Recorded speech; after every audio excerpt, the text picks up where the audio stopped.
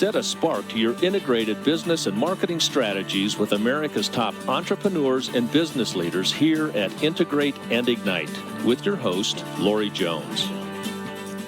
Welcome to the Integrate and Ignite podcast. Have you ever felt like walking away from everything in your business? In her first business, Leslie Hassler sure did. After struggling to grow back her interior design business after the 2008 recession, Leslie was ready to throw in the towel. She was burned out and just sick and tired of being sick and tired. In an ultimatum moment with herself, Leslie decided to get help or get out. Within 6 months of this moment, she grew her business by 150% and then set about rewriting the rules of business and getting back her zest for being an entrepreneur.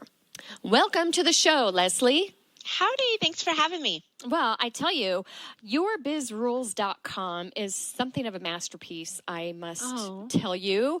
Tell us a little bit about the business. Oh, well, thank you. I love to hear that. Your Biz Rules is a business coaching firm, I suppose is the easy way to put it. But really what we do is we take business coaching from a perspective, especially for women entrepreneurs, of how do we get to have profitable businesses? How do we get to have businesses we love that don't kill us and don't make us work too hard, and still have enough time and energy left over to be with the people we really want to be with, which is our family. And so I try to keep it real, business isn't always pretty and we don't always share the ups and downs. And so I try to do my best in being very transparent and vulnerable and honest. And, the website and the blog is just one way that I do that. Now, what is it that you feel is your uniqueness? I think my uniqueness comes from a bit of a practicality. I'm not a guru and I don't try to be a guru. I'm a guide. And I'm a guide that's walked the road a few times before a lot of my clients. And so everything that I bring to the table is about real world. It's about, being honest with ourselves and keeping it simple. The best things in business are simple. And if we can just stay practical and simple and do the easy things that we don't always do, we actually will get so much further than if we were, we're trying to do those big leaps and those big jumps. And they always look like big jumps, but they never happen that way. They happen taken one step at a time. It's so true. Now, we just learned through your introduction that the 2008 recession, you were an interior designer, and that recession is really what led you to where you are today. Talk to us. Yeah. What was that epiphany that you had that you finally said, okay, I'm just going to start a different business. I'm going to do it all on my own. Well, it's definitely been a evolution, I'll say. I opened up my first business in 2007. We were doing quite well very quickly up until the end of 2008 when in Houston at that time where I was living, we had a hurricane come through. That dried up my market because, design is a luxury market. It's not a necessity market. And then when you had the recession kind of compound that, Houston didn't get hit as hard as other parts of our country, but social consciousness spending kicked in, and people that had money weren't spending money because they could see what was going on. And so that was a 2-year struggle. It really was. It was the darkest period of my business. It was probably the darkest period of my life. And I just remember going it on my own and really feeling very self-responsible for it. And I liken it to the fact that I took myself to the torture chamber and made it even worse. I piled it on, and because I felt like I had to pay, I had to learn, I had to do all this hard aspect of feeling like I had failed in my business. When I decided to get help, which is something big for me, and I think it is for a lot of women, we're really easy and able to help other people, but to ask for help to ourselves can sometimes be, a miracle in and of itself. So true. I know. And I remember sitting in a conference that I could not afford to be at, that I didn't know how I was making payroll, that we were ordering new letterhead with new logo because, a logo change will help us all, right? Yes. And I just was sitting there going, I feel like I'm missing something. I know I'm smart. I know I do good work, but I'm not getting it. So I either need to get help or get out. And I'm not a quitter. So I got some help. And that was probably entrepreneurial wise, like my self-growth wise, the ability to do it with others and engage others has probably been one of those things that once you get over that, once you finally realize that being in business and being successful in the business does not mean that you have to be and do and Be the business. be the business aspect of it, that you can be just as successful partnering with like-minded businesses or hiring mentors or hiring, people that do the job better than you do. That's really that big shift in not just being able to be successful, but also be able to enjoy it along the way. Wow. Enjoying it is such a different thought for so many people. So as you have been consulting with women across the United States, I'm just going to key in on this for a minute. Yeah. How many of them are not enjoying what they're doing and they need that extra oomph? A lot of people, and I think this is really easy to do in your business. And again, because we don't talk so much about what's going on behind the closed doors of our business, we don't see it. But when you're growing your business, when you're in your business, you will hit different glass ceilings, all right? And they're natural glass ceilings. But until you've gone through it and understand where they hit in your business, you don't see it as such. You see it as, I'm not doing something right. And I was brainstorming today on this concept because I've been trying to put it into words, but there's a time to where we wait too long. And I think in business, we have this concept of waiting is always a good thing. And I've been like doing a little pro-con thing in my brain. I'm like, when is it right to wait? When is it right? When does that make good sense? And for every 9 things that I can come up with, waiting is the worst thing you can do. I get one. Okay, I could see where that might be a good decision to wait.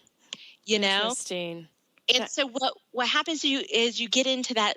You've waited too long for help because it's not that bad, or it might get better, or next month will be better, or when we get this next client, blah, blah, blah. You essentially are eroding your ability to be the best you can be. That's and I so think true. That's the continuity, is this just level of exhaustion that people... I'm laughing right now because we literally were just coming back from a client meeting. And I'm driving in the car and I'm thinking to myself, gosh, it's hard for me to even hold up my arms right now on the steering wheel. And I really need some water. My head hurts. And you know what? I'm going to be 5 minutes late for my conversation with Leslie. My gosh, it's just, and it all kind of piles on at one time too. It does. And that's one of those key things that's, I have this philosophy that is one of my strengths, and this idea of slowing down to move faster. Interesting. Slowing down to move faster. Explain. Yeah. Well, I'll liken it to racing. I happen to be a car girl, so I'm going to use racing. But most of us seen a NASCAR and Indy race. These cars are going 50,000 miles an hour. I mean, they're zoom, right? They're going fast. They still have to pit stop. Love it. And sometimes they have to pit stop more than they want. And sometimes, they're gauging what they need, and they still have to come to a complete and utter stop in order to move faster. Well, and it's probably recognizing that you need that stop, that you need that pit stop. You do. And the funniest things, I don't know what your schedule was, but, I know it's, if you come back from a weekend or a vacation or a holiday or whatever, you could be tempted to just hit the ground running. You got to make up for lost time. But what happens if you actually use that as a pit stop? Interesting. So that you can move forward. It's hard. And I'm going to say I don't do it the best. It is hard to plan for the rest when you feel like you've got to keep going because there's so much piling on. It will always be there. you can sympathize with this, and I know our other owners can. There's always going to be something to do. There is. So sometimes working to 7 doesn't benefit you. No, it doesn't, especially when you've got all those little feet running around saying, Mom, Mom, Mom. Let me tell you, when they get a little bit bigger, they still say that. I too. know. So true. But, you have to change your mindset around, I guess, how the work gets done and where it gets done, and allow for the fact that you're a human and not a machine. Well, and it's not about efficiency, because I think I'm going to go out on a limb, and I'm going to say 90% of small business owners truly are efficient. I think it's more or less creating more work for yourself, or so many last things come up on a daily basis, the fires that you need to take care of, that I think they get into the way, which cause us to have to work until 7 o'clock in the evenings. Yeah. And, here's this, going back to that wait concept and why waiting doesn't benefit you. You, 9 times out of 10, have fires because you waited on something else. Interesting. Like, the biggest shift that I had in my business is kind of this, take care of it now. Take care of it now. Like, I don't have a to-do list. I don't. And part of that reason is I don't allow things to accumulate. Interesting. And when I do get a list, and I'm not saying I never write a list, because it's one of my favorite ways to organize, I look at the do, dump, delegate. Because it's a list on a sheet of paper of things that has to be done. As a business owner, it's my job to make sure that it gets done. It's not my job to make sure that I do it. So delegate. Let's talk a little bit more about that. Yeah. So do is, I have to do it. I have the unique knowledge, and it impacts my business as in a leadership role. So as an entrepreneur, my feeling is you have three core things that you have to do. You have to go find your money, right? You have to do your marketing. You have to go serve your money, so earn the money, right? And then you've got to sell the money. So you've got to have those opportunities. When it comes down, I apologize. Not to worry. When it comes down to what you're doing and when you're doing it, and you've got all those things on your list, those are your top 3 things. If you're not doing those top 3 things, then you're not really spending the time that you need to be spending the time doing what you're doing. Hold on. I'm sorry. That's great. I did silence this. I know. You know what? It's happened to me before, too. I'm like, I have silenced that. That's what I was doing when we were talking. But there are those items that you have to do and that you should not delegate. So calling your key client, probably not a key thing to delegate. It's probably something you need to handle because it's a good representation of your business. The delegate is all those things to where, we've heard the concept of opportunity cost. You need to file your taxes. You need to file your sales taxes, right? But you don't really need to be the one to do that. That's it's a transaction that can be delegated because there's other people that can do it quicker, faster, have more expertise in doing it. And I think marketing is one of those things too. Marketing is definitely one of those things. You have to be a part of it. You have to know the strategy. You have to be instrumental, but do you have to be doing your social media posting? Exactly. I love it. How do you define your entrepreneurial spirit? I am a bit of a renegade.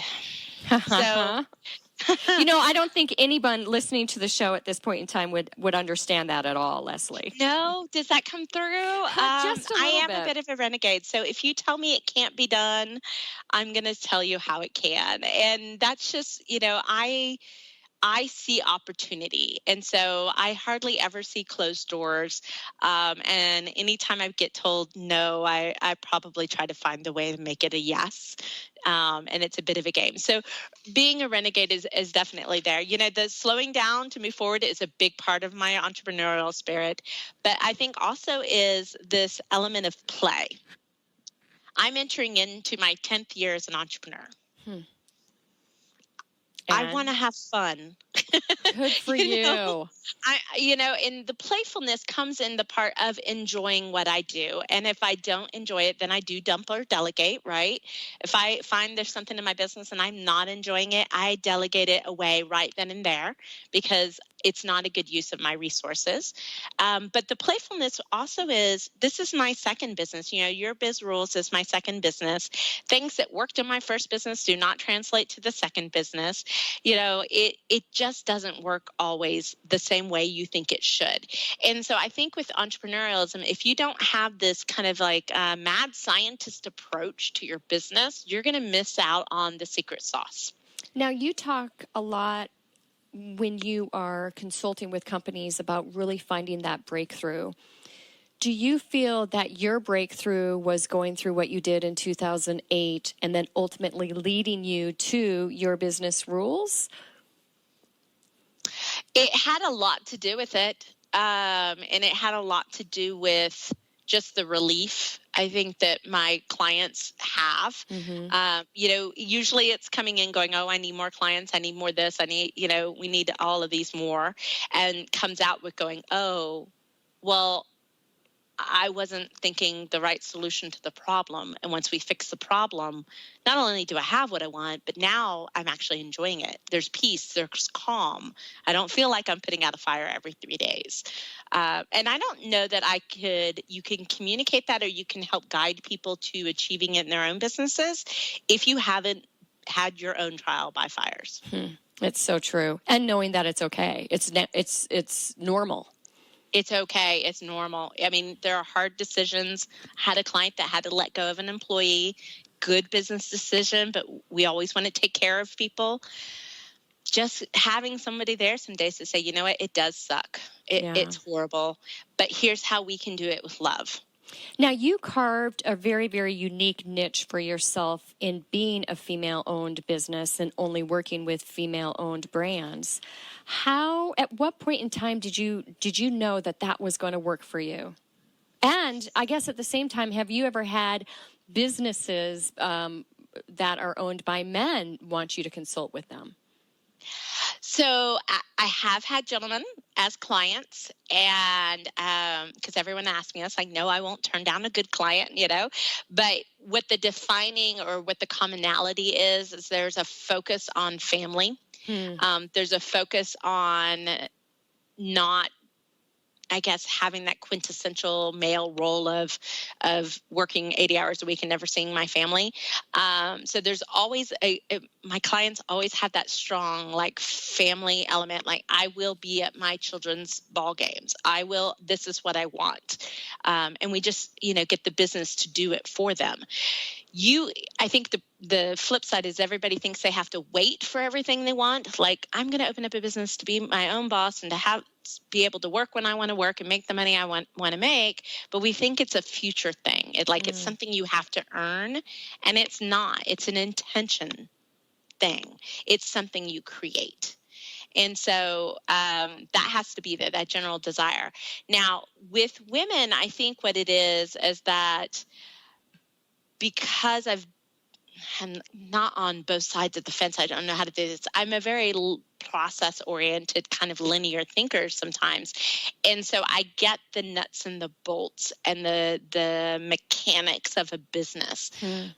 But because I'm also a woman who some days is a little moody and, I'm just going to say, I'm just talking about myself, can react emotionally to things, who does want to take care of people and, sometimes bend my own rules, because I know all of that, and you don't have to explain it.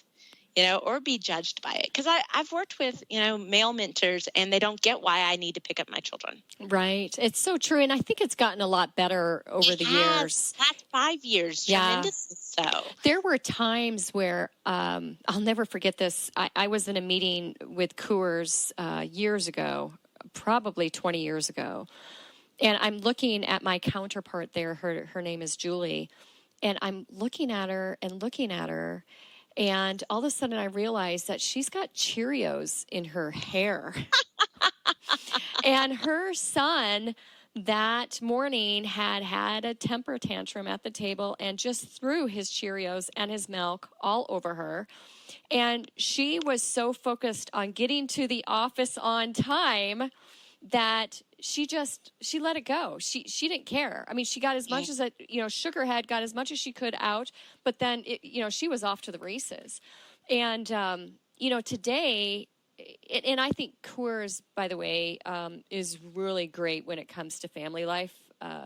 But she was so concerned about being late to the office that she just pushed it aside and was like, I've got to get there. I've got to get there now. And thank God Lori Jones was my first meeting. Well, and I think there's also, and you're right, our environment has been changing over the last 5 years. Definitely not the last 10, because I remember even opening up, and if you told somebody you worked out of your office, you looked like you were, I don't know, playing with crayons and trying to color, a book. You were playing at business. And so I think definitely some of that has changed for the better, which is wonderful. But it still is, I think a lot of times it's the judgments we place on ourselves as women. Right.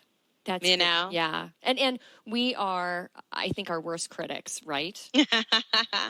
Yeah, unfortunately, we can be. So it's just nice for somebody to understand what you're saying, know where you're coming from, and at least have enough experience to say, look, here are the 4 solutions that would work. And because I'm not emotionally involved, I'm feeling like this one's the right one for you. I love What that. do you think? What do you think? Now, let's switch gears here for a minute and talk about your approach. How would you define your leadership, and do you think that it's different because you're a female? So, it's so funny when I was preparing for this, and I was like, okay, I always look up the definitions of leadership. And I think leadership is a lot about providing direction and focus, but then it's also about empowering and engaging and motivating others around that direction and focus. As a coach, that's one of the things that I help my clients do. And people don't have enough direction and focus. We haven't just done the simple exercises of defining it and then standing behind it. As a woman, what I think is great is that it's, to me, a lot more about an organic evolution. Like, I can provide the broad stroke direction, the broad stroke goals. How we get there is a little bit more organic. And a lot of what I find in just releasing control a little bit, like opening up, think about it, it's like we're going to go play tennis. We know the court is this size by this size. Here are the boundaries. Here are some basic rules. But how the game gets played is different every time. Oh, what a great analogy. Okay, so that's really what leadership is about, is defining those rules, the edges, the boundaries, what's a score, what's a foul, and then allowing the game to be played. Because especially as the bigger your organization is, the people that you may not have direct contact in have some brilliant ideas, and you want that to come up. You want it to bubble up, because then it does get people to buy into stuff and to really want it more than you want it. I mean, that's when leadership becomes culture. I love it. When leadership becomes culture. Now, that's a great segue into integrating in your internal departments, getting everyone on the same page. Now, you've helped business owners integrate their teams, get everyone on the same page. How do you do it? Well, I was at a conference with a gentleman, that leadership kind of consultant, that was talking. And this one thing that he said is always stuck in my mind. And it really, for me, washed away the emotion around the frustration. If you've ever walked in and like, why am I having to say this again? Because I've said it 40 times. Like, why am I having to say this again? And that can be really frustrating. Why do you not know what our mission and vision is? Why do you not know all of these things? And that can be really frustrating as a leader. And he said, when somebody asked, like, when does it get to be enough? When do you get to stop? And he goes, well, if the thought of standing up and saying it one more time makes you want to throw up, you are just barely getting to the point of having said it enough for somebody else to remember it. Wow. I love that. And it ties so much into, from a marketing standpoint, creating top of mind awareness too. Oh, yeah. And I think the messages out there, we talk a lot about repetition. Years ago, I think about the same time when you and I were getting into business, the rule of thumb was that someone needed to interact with your brand 3 times in order to be affected by it positively or negatively. That number now is 20. The reason that number is 20 is because there are so many ways in which a buyer, a retail, consumer product, B2B, it doesn't matter, can interact with your brand on their own, outside of the confines of when they may shop or when they may play or when they might do whatever. So it really ties so nicely into this thought process as well. I mean, and equate it to, motherhood. Yeah. How many times do you have to say no before the child does ultimately what you want he or she to do or not do? Yeah. It just is amazing. Our world is so much noisier. It is so much noisier. And so in order to break through, you have to have consistency. And you have to have, your theme and your variation, because sometimes somebody needs you to say it in a different way. Right. I know when I'm up against a problem, oh my gosh, at any one point in time, I've had like 3 or 4 different mentors, and people are like, isn't one good enough? I'm like, no, because it actually takes those 3 for me to see the complete problem. Oh, that's great. You know? They're all telling you it in a different way. And then it sinks. And that's where you get the completeness part of it. That's right. Now, let's talk about integrated marketing for a minute here. You've got a very robust website, a lot of great content out there. What have you used to elevate the brand and create awareness, and maybe what has worked and what hasn't? Well, personally, I have a VA, but it's very bare bones, if you will, from a labor perspective. Part of the reason that we can do that is through leverage. And so I always think about, how can I 10 times something? What are the 10 different ways that I can get this message out? Just like we were saying, sometimes it takes, 10 different ways for somebody to hear a message. I've got visual learners, I have auditory learners, I have people that need it to go in the background. I've got so many different learning styles that I can or communication styles that I can reach when I leverage one piece of content. And so, for instance, and I work, this concept of just keep it easy, but you can do a video, and from a video, have somebody else transcribed it. Now you've got a blog, have somebody edit. Now you've got social media. Now you've got this. Now you've got that. I have the central hub of the website, but there's ways that we produce our content that are leveraged so that it can be across multiple platforms.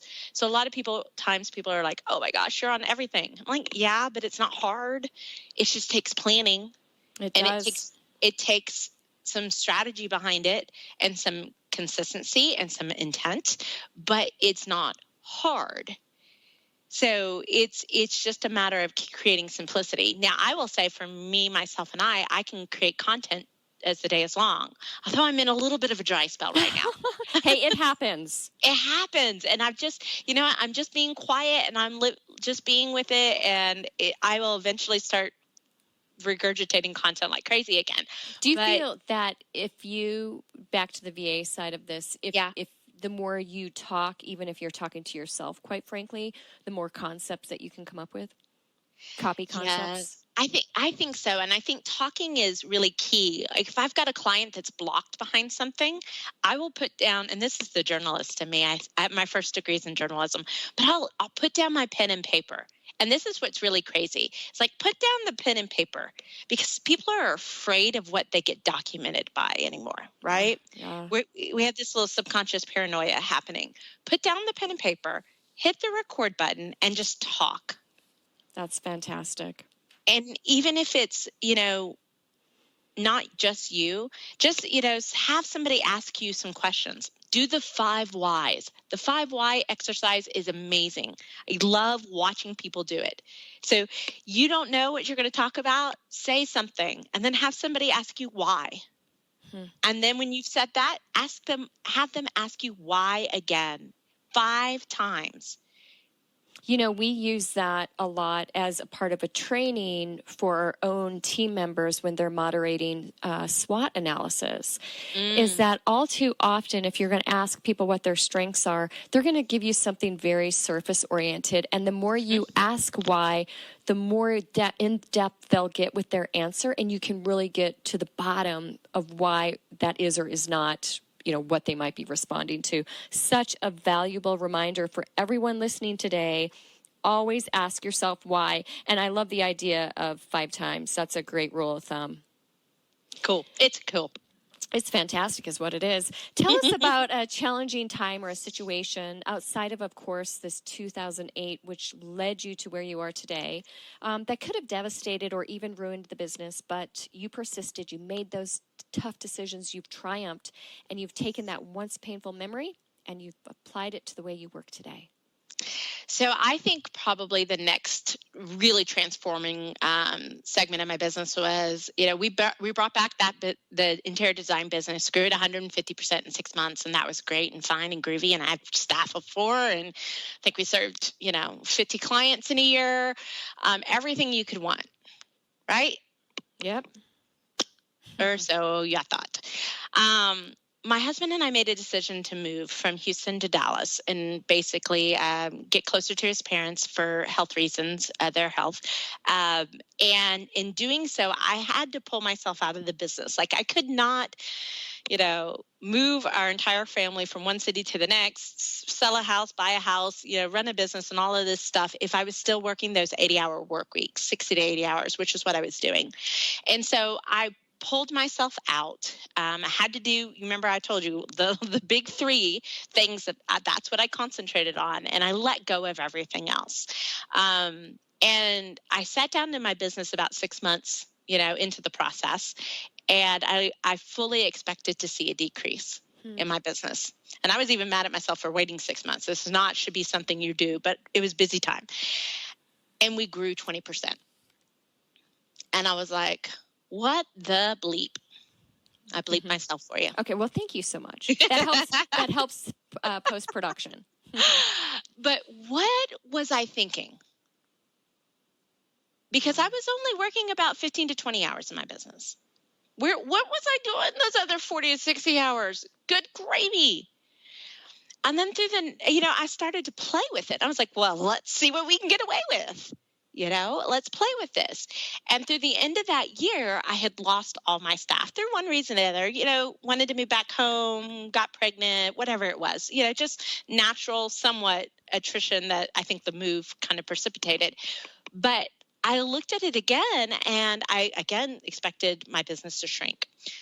And we were still on track to grow 20% that year. Wow. And I'm like, so I didn't need all the staff, and I didn't need to do all that work. Interesting.